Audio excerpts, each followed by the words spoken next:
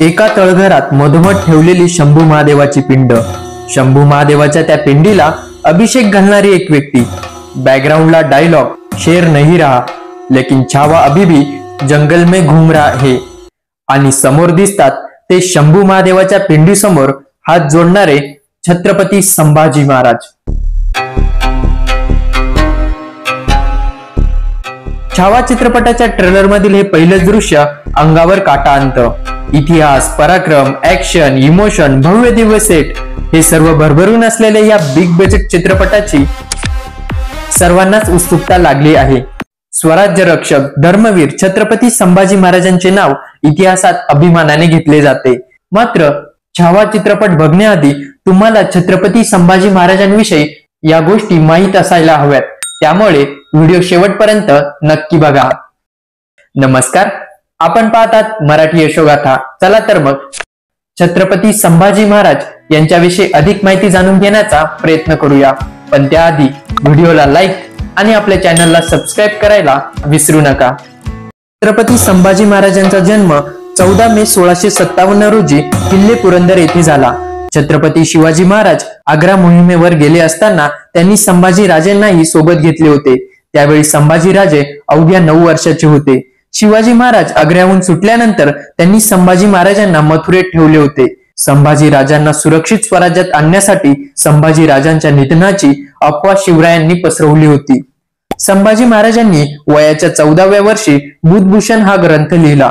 शस्त्र आणि लेखणी तितक्याच ताकदीने चालून ते एकीकडे पातशाही विरुद्ध लढले, तर दुसरीकडे 7 शतक, नायिकाभेद, बुधभूषण, नखशिकांत ही ग्रंथ लिहिली। वयाच्या अवघ्या 18व्या वर्षी संभाजी महाराज स्वराज्याचे युवराज, तर केवळ वयाच्या 23व्या वर्षी स्वराज्याचे छत्रपती झाले। ज्या वयात आपल्याला नोकरी, अभ्यास आणि घरातील अडचणी मोठ्या वाटतात, त्या वयात त्यांनी अखंड स्वराज्याचे रक्षण केले, तेही सख्या मातापित्याचे छत्र नसताना। इडली बरोबर खाल्ले जाणारे सांबर या पदार्थाचा शोध छत्रपती संभाजी महाराजांमुळेच लागला। असं म्हटलं जातं की संभाजी महाराजांनी जगातील पहिले बुलेट प्रूफ जॅकेट केवळ एका महिन्यात बनवले होते। छत्रपती शिवाजी महाराजांच्या मृत्यूनंतर औरंगजेबाला वाटले की शिवाजी महाराज गेले, आता मराठा साम्राज्य आपलेच आहे। पण एक वादळ पुन्हा सह्याद्रीच्या दऱ्याखोऱ्यात घोंगावू लागलं आणि पातशाहीच्या ठिकऱ्या उडाल्या। ते वादळ म्हणजे शिवपुत्र छत्रपती संभाजी महाराज।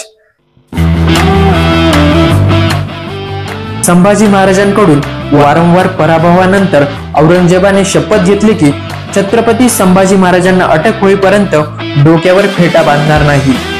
सर्व काही सुरळीत चालू होते, मात्र संभाजी महाराज यांच्या मेहुण्यांनी म्हणजेच गणोजी शिर्के यांनी गद्दारी करत मुघलांना मदत केली। मुकरब खान या मुघल सेनानीने संगमेश्वर येथे हल्ला करत संभाजी महाराज आणि त्यांचे मित्र कवी कलश यांना ताब्यात घेतले। त्यानंतर या दोघांवर प्रचंड अत्याचार झाले। अखेर 11 मार्च 1689 रोजी इतिहासातील काळा दिवस उजाडला। शंभूराजा नावाचं वादळ कायमच शांत झालं।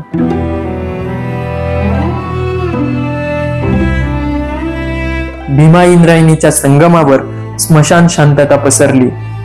40 दिवस चाललेली असह्य यातना पाहून मृत्यूलाही थरकाप सुटला होता।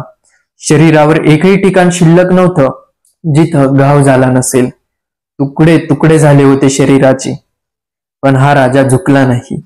शिवरायांचा शंभूबाळ कायमचा निजला।